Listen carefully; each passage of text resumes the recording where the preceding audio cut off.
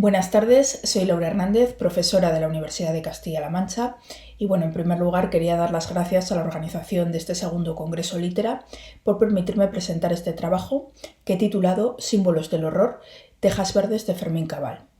Es una pequeña investigación en la que abordo el estudio de Tejas verdes. Es una obra dramática estrenada en 2003 del autor leonés Fermín Cabal, en la que se aborda un tema bastante duro, como son las torturas que tuvieron lugar contra los opositores al régimen de Pinochet, sobre todo en los inicios de este régimen, de la dictadura chilena, concretamente los que tuvieron lugar en el centro de detención de Tejas Verdes. Tenemos que recordar que la represión del régimen de Pinochet fue terrible y afectó, en total se calcula que a unas 31.686 víctimas, de las cuales 28.459 fueron torturadas y 3.227 ejecutadas. Además, se calcula que más de 200.000 personas abandonaron Chile como consecuencia directa de la dictadura. La temática de la dictadura, de la represión y de las torturas que tuvieron lugar en diversos centros de detención ha protagonizado bastantes obras de la literatura chilena actual, de la llamada literatura de los hijos, pero sobre todo los escritores que han abordado estas temáticas han preferido hacerlo a través de novelas. Se calcula que más de 175 obras narrativas, concretamente novelas, que tratan del golpe de la dictadura de Pinochet o se centran también en retratar el horror de la represión y de las torturas. Muchos más escasas son las obras dramáticas que tratan esta misma temática. Destacan especialmente Retablo de Yumbel, de Isidoro Aguirre, que además tuvo el mérito de representarse en 1987, cuando Pinochet todavía estaba en el poder, y ya una vez que cae el régimen, encontramos La muerte y la doncella, de Ariel Dorfman, 1974, Población Tejas Verdes, de Pablo Barbato, muy centrada además en el tema de las torturas, Escuela y Meteluna, 2013 y 2017 respectivamente, dos obras de Guillermo Calderón. Como puede verse, la representación del régimen y sus consecuencias, y concretamente de la represión y las torturas en el teatro, es bastante menor que en la narrativa, y prácticamente no existen obras, excepto esta que vamos a tratar de Tejas Verdes, escritas por autores no chilenos que aborden esta temática. Así que Tejas Verdes, la verdad es que es una obra bastante peculiar en este sentido. También hay que decir que es una obra que Fermín Cabal en un primer momento comienza a escribir por encargo, aunque dice que luego en ese proceso de documentación que lleva a cabo para dar forma a su texto, consultando básicamente los testimonios del informe Balek y también la biografía de Hernán Valdés, que es uno de los supervivientes de Tejas Verdes, le conmueven profundamente y quizá por ello este sea una de las obras dramáticas de Fermín Cabal más representadas y más exitosas. Como digo, es una obra que no recoge hechos reales, pero es decir, todo es ficcional, pero se basa en gran medida en esos testimonios que Fermín Cabal recopila a partir del informe Balek y de las memorias de Hernán Valdés. Concretamente, el personaje de la colorina, que va a ser la protagonista de su obra, sí que tiene es una representación ficcional de un personaje real, una estudiante de 24 años llamada María Teresa Bustillos. Ella estudiaba trabajo social y además militaba en el MIR. Fue detenida el 9 de diciembre de 1974 por la DINA, acusada de difundir propaganda del régimen y de organizar algunos encuentros callejeros. Y por lo que sabemos, más o menos a lo largo de 2 semanas fue sistemáticamente torturada, violada y vejada en este centro de detención de Tejas Verdes, aunque pese a ello ella en ningún momento delató a ninguno de sus compañeros. El 24 de diciembre fue encontrada con una terrible hemorragia interna en las cercanías del centro de detención de Tejas Verdes, hemorragia que le causó la muerte y que presumiblemente fue causada por todas estas torturas a las que había sido sometida. Tejas Verdes, por tanto, es una obra de denuncia política, social, moral. Es una obra en la que Fermín Cabal muestra un firme compromiso ideológico con la defensa de los derechos humanos, y en esto Tejas Verdes se asemeja a otras muchas obras de Fermín Cabal que también tienen que también muestran un claro compromiso social, como por ejemplo Esta noche gran velada de 1983 o Castillos en el aire de 1995. Entonces, el objetivo que nosotros planteamos con nuestra investigación es sobre todo profundizar en la interpretación de los numerosos símbolos que aparecen en Tejas Verdes para ofrecer a los lectores y espectadores de Tejas Verdes una exégesis más significativa de este texto dramático. Evidentemente, nuestro estudio se enmarca en el ámbito de los estudios literarios, se relaciona con disciplinas como la hermenéutica y la crítica literaria y posee un carácter inductivo y cualitativo. Trabajamos directamente sobre el texto de Tejas Verdes y además sustentamos nuestro análisis en la consulta de bibliografía especializada sobre la obra de Fermín Cabal. También es verdad que no existe una gran cantidad de bibliografía sobre este autor y su obra, quizás porque es un autor contemporáneo que continúa actualmente escribiendo y estrenando textos. En primer lugar, tenemos que decir que Tejas Verdes llama la atención por su estructura porque resulta bastante experimental. Frente a las obras teatrales clásicas en las que encontramos un conflicto dramático que enfrenta a un protagonista y un antagonista, en Tejas Verdes este conflicto dramático no existe, sino que la obra se construye en torno a los monólogos de cinco personajes femeninos además, que exponen su visión sobre la historia de una víctima de la represión en Tejas Verdes, de Colorina. Estos cinco personajes son la propia Colorina, su compañera de celda, que además es quien la delata y por tanto provoca su encarcelamiento, personas que colaboran, digamos, con el ámbito de los torturadores, bien la médica del centro de Tejas Verdes y también la abogada que en España defiende a Pinochet cuando este es extraditado.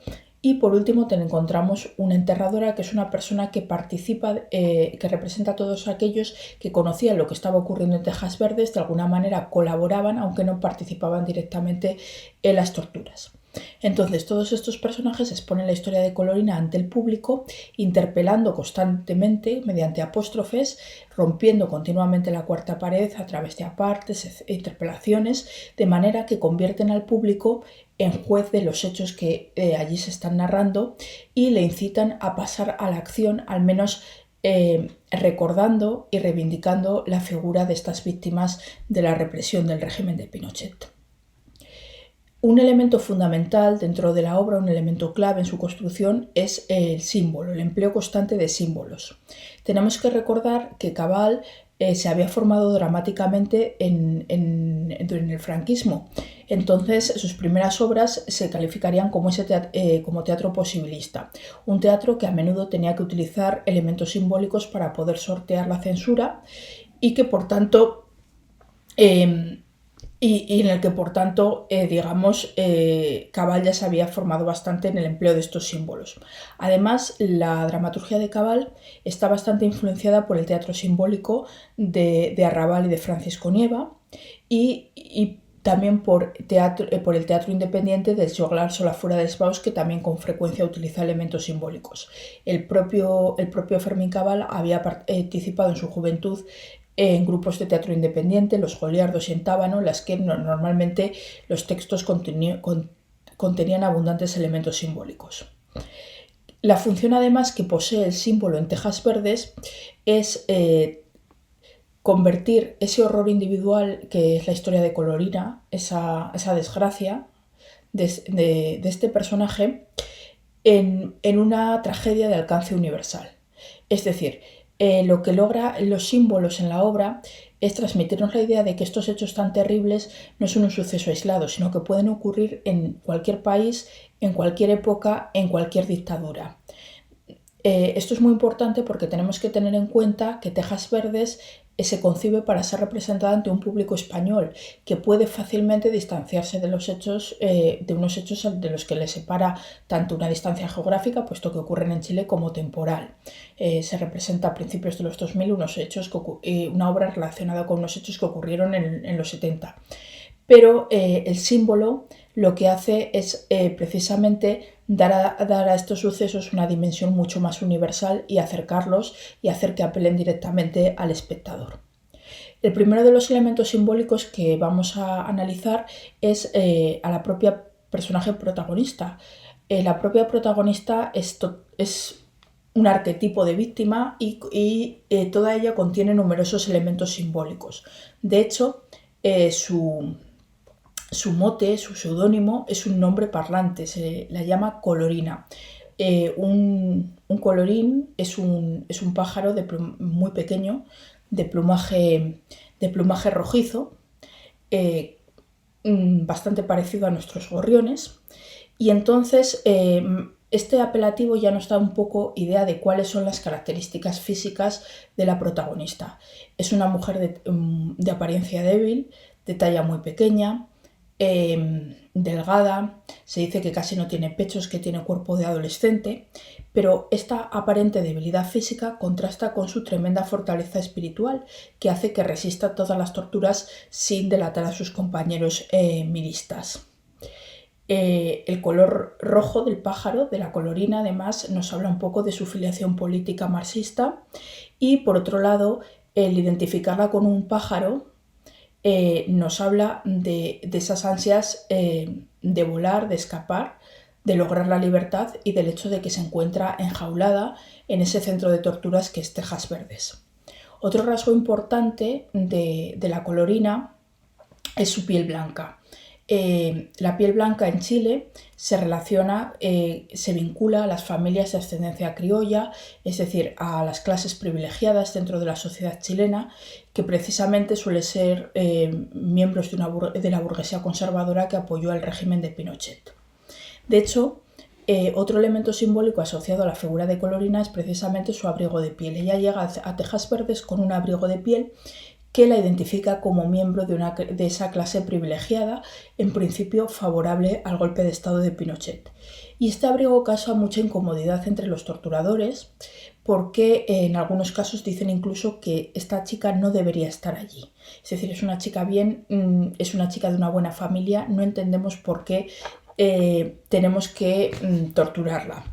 La médica incluso trata de, fijándose en su abrigo, de salvarla, aludiendo, bueno, a su procedencia social. En cualquier caso, Colorina renuncia a su privilegio de clase y regala su abrigo en un acto que es una renuncia, ¿no?, a hacer uso de esa posición social elevada para lograr la salvación.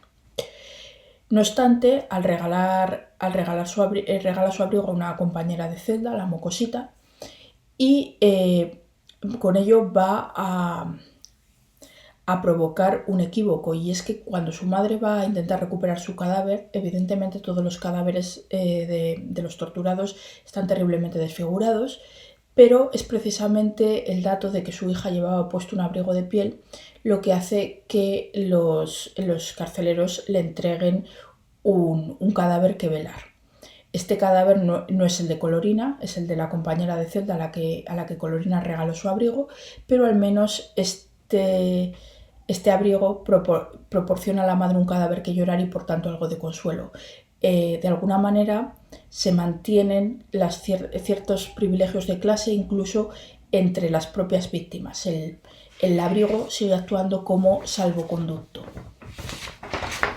Otro elemento bastante interesante, otro elemento simbólico que aparece en varias escenas es el durazno. Un durazno es la palabra propia del español del cono sur para mencionar a los melocotones, para nombrar a los melocotones. Entonces se nos cuenta que uno de los guardas, después de las sesiones de tortura, entrega sistemáticamente a Colorina un durazno, un melocotón. Evidentemente es una fruta dulce, carnosa, que tiene cierto componente sexual y que por tanto nos puede dar idea del tipo de tortura que estaba sufriendo Colorina. Ella recibe el durazno y en todo momento lo comparte con el resto de las prisioneras. Entonces este durazno se convierte en un elemento simbólico que representa la esperanza de salvación, y que, pese a la desesperación de la situación, esta protagonista mantiene la dignidad, mantiene su humanidad, mantiene su voluntad su generosidad y su voluntad de reconfortar a sus compañeras de cautiverio. Precisamente una de las chicas con las que comparte este durazno es la que llaman la Mocosita. Es apenas una niña que está continuamente llorando, y representa también la desesperación ante el horror de las torturas. Se dice además que solo deja de llorar cuando mordisquea el durazno que le da colorina, entonces este durazno adquiere ese carácter simbólico de representación de la esperanza. Un elemento simbólico bastante importante que además se especifica como tal por parte de la enterradora, que es uno de los personajes, son las tumbas. Ella dice que las propias tumbas, en la propia estructura del cementerio, revela cómo es la configuración social chilena. Así, los ricos se entierran en ricos mausoleos, en las clases medias en nichos y aquellos que no tienen familia, los indigentes, en fosas comunes. Sin embargo, y de esto se lamenta ella, las víctimas represaliadas del régimen no fueron enterradas en ningún sitio porque, como sabemos, eran a menudo lanzadas desde aviones y se hundían en el océano. Entonces, este carecer incluso de un lugar donde ser llorado, donde ser recordado, es pues un último acto del régimen para arrebatar a las víctimas de la represión su dignidad, ¿no? Se les quita hasta el derecho de ser lloradas o ser recordadas por sus familiares. En este sentido, la enterradora habla constantemente de la tierra que cubre tantos y tantos cadáveres. La tierra se convierte en esta obra en el símbolo de todos los procedimientos que llevó a cabo el régimen de Pinochet para ocultar la represión, basados básicamente en una socialización del terror y en la extensión de un silencio cómplice, puesto que gran parte de la sociedad sabía lo que estaba ocurriendo en los centros de detención, pero ante el miedo a también convertirse en víctima de tortura, decidió callar. De hecho, es muy llamativo que esta enterradora llega a confesar al público que ella es estéril y cree que la causa de esa esterilidad es todo el horror que ha visto que le ha impedido concebir. Ella dice, ¿para qué voy a concebir un niño para convertirlo en un muerto, ¿no? En contraste con la tierra, con el horror, con lo infernal, encontramos el cielo. El cielo aparece a lo largo de la obra como símbolo de la libertad y del fin del sufrimiento, aunque ese final del sufrimiento se identifique con la muerte. La propia Colorina, durante su cautiverio, mira al cielo y mira por una rendija y ve cómo los pájaros vuelan y anhela esa libertad. Finalmente, la propia Colorina volará, se expresa así, cuando es arrojada desde un avión al océano. Pero esa muerte ella la siente como una liberación, pues al fin y al cabo equivale al fin del sufrimiento y de las torturas. En este sentido también resulta un elemento claramente simbólico el sonido constante de las campanas, que además durante las representaciones se escuchan constantemente. E incluso el personaje hace una referencia a la obra de Hemingway, a Por quién doblan las campanas. Las campanas son símbolo de ese anuncio constante de la muerte, símbolo de esa denuncia de la muerte, la opresión y la injusticia que muchas veces ni siquiera oímos, pero ni siquiera escuchamos. Entonces, las campanas tienen mucha importancia en esta obra de Fermín Cabal, porque lo que plantea muchas veces el dramaturgo leonés es que sí que tenemos acceso a esa información, pero simplemente preferimos no escucharla. La sociedad chilena prefirió no escuchar o hacer como que no estaba enterándose de lo que estaba ocurriendo en Tejas Verdes, y nosotros, desde nuestra posición de privilegio, de haber vivido en España, de no haber sufrido los horrores de la represión de Pinochet, podemos preferir simplemente no escucharlo e ignorar todo el horror que ocurrió. En este sentido también es muy importante las referencias continuas a Dios y a la religión. Durante las torturas, muchas veces el personaje de Colorina se encomienda a Dios porque ella dice que es católica y, claro, recibe las burlas de sus torturadores que le dicen que una comunista no puede ser católica. Entonces aparecen dos visiones de la religión contrapuestas a lo largo de toda la obra. Por un lado, la visión de Colorina, una religión entendida como amor al prójimo, como búsqueda de la justicia social, en contraposición a esa religión basada en lo externo, en la apariencia, que sería la religión de los burgueses, de las clases altas y conservadoras pinochetistas, y que sería el catolicismo de su propia familia, que incluso apoyó los errores del régimen. La obra En la obra Dios cobra bastante importancia como símbolo y se apela directamente al espectador y a su deber de recordar y dignificar a las víctimas de la dictadura de Pinochet. Por último, un elemento simbólico bastante importante es la propia literatura, la propia poesía. En los intervalos entre sesiones de tortura, Colorina compone poesías, ¿no? Poesías que ni siquiera escribe, simplemente las va inventando oralmente. De esta manera, el arte, la literatura, se transforma en un símbolo de la dignidad humana y de la resistencia frente a la barbarie y la muerte, lo cual nos lleva a ver la propia obra dramática completa, la propia Tejas Verdes de Fermín Cabal, como un acto artístico de resistencia frente a la barbarie, frente a la muerte provocadas por la represión del régimen de Pinochet. Evidentemente, Tejas Verdes es una obra incómoda que pues, pone al espectador frente al horror de las torturas del régimen de Pinochet, unos hechos de los más terribles que han ocurrido en nuestra historia reciente, a finales del siglo XX. El desafío es cómo, a partir de estos hechos tan terribles, crear un texto de gran belleza literaria, que por un lado no se convierta en una descripción morbosa de esas torturas, que pues muchas veces, de hecho, cuando se lee el informe Vallet es sobrecogedor, es tan terrible que podría quedarse ahí. Existe el riesgo, ¿no?, de al abordar un texto con estas características de revictimizar a las víctimas, de dar lugar a escenas demasiado duras, demasiado escabrosas. Pero por otro lado, evidentemente es necesario también, para hacer justicia a estas víctimas, contar lo que sufrieron, y no se puede dulcificar el relato y hacer que los espectadores se vayan a su casa con una imagen equivocada de lo que realmente ocurrió en Tejas Verdes y otros centros de detención. Entonces, lo que hace Cabal realmente es un malabarismo literario para lograr expresar el horror, pero con gran sutileza, utilizando fundamentalmente la elipsis y, en segundo lugar, los símbolos. A través de los símbolos crea un texto de gran densidad semántica y de un profundo lirismo que reivindica la memoria de las víctimas de la represión chilena, precisamente a través del arte y a través de la belleza, como manera de dignificar su memoria y reivindicar su recuerdo. Muchas gracias.